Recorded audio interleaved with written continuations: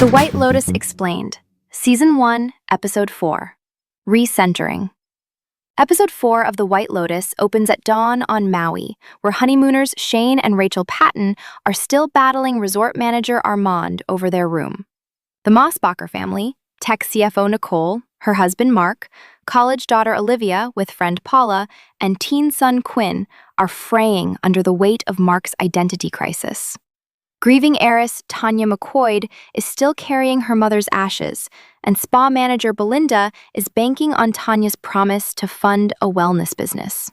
So episode 4 picks up at dawn. Paula and Kai are on the beach watching the sunrise, and Kai opens up about his family. The White Lotus was actually built on land his family was illegally evicted from. He works for the same people who displaced them because he needs the income. That reframes the entire hotel. Meanwhile, Armond confesses to Belinda that he fell off the wagon. 5 years of sobriety, gone. She tells him to get rid of the drugs, and he does not. At breakfast, Tanya innocently tells Olivia and Paula that she turned in their backpack to the hotel staff, which is a problem because Armond told them twice it was never found. They confront him. He agrees to return it, but on his way to the office, Shane intercepts him demanding to speak to his boss. And that's what tips Armond over. He was going to give the drugs back, but Shane's aggression pushes him past the point of caring. He pockets the pills and returns the bag empty. Shane fuels every bad decision Armond makes from here. Then, Armand's surprise for Shane, his mother Kitty shows up unannounced. Their honeymoon. How does Rachel take that? Horribly. And Kitty walks in, immediately notices it's not the suite she booked, and takes Shane's side on the room dispute. She's reinforcing every power dynamic Rachel is already drowning in. The wealth, the entitlement, the feeling that this family is closing ranks around her. Meanwhile, Mark pulls Quinn aside and confesses he cheated on Nicole. One woman, multiple times. He frames it as the man versus the monkey, base impulses overriding your better self. His father hid the monkey, and now Mark is confessing his own. To his teenage son, who has zero filter. Terrible judgment. Because Quinn doesn't realize it's confidential.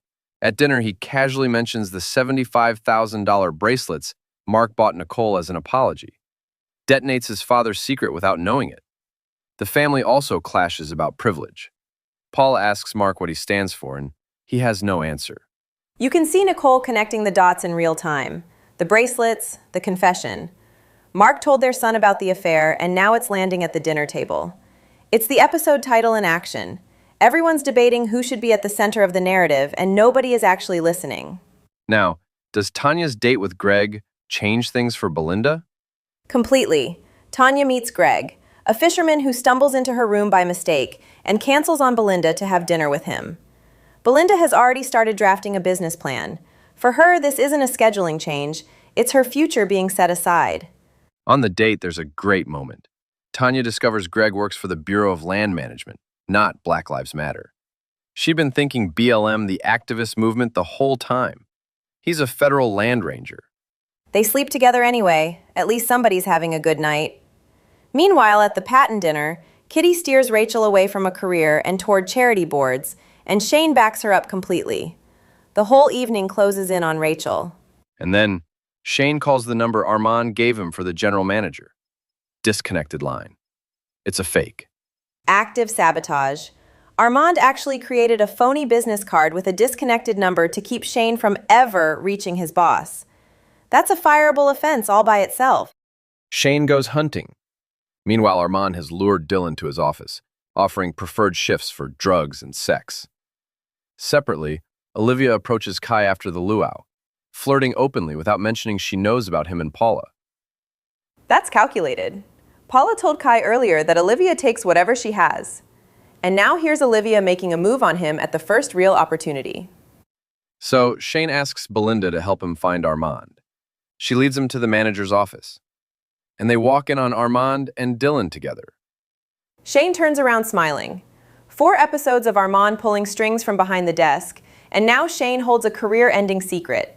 Every bit of authority Armond had just evaporated. Shane holds Armand's secret, but Armond has nothing left to lose. Belinda's business plan sits abandoned for Greg. Olivia is circling Kai. Paula doesn't know yet.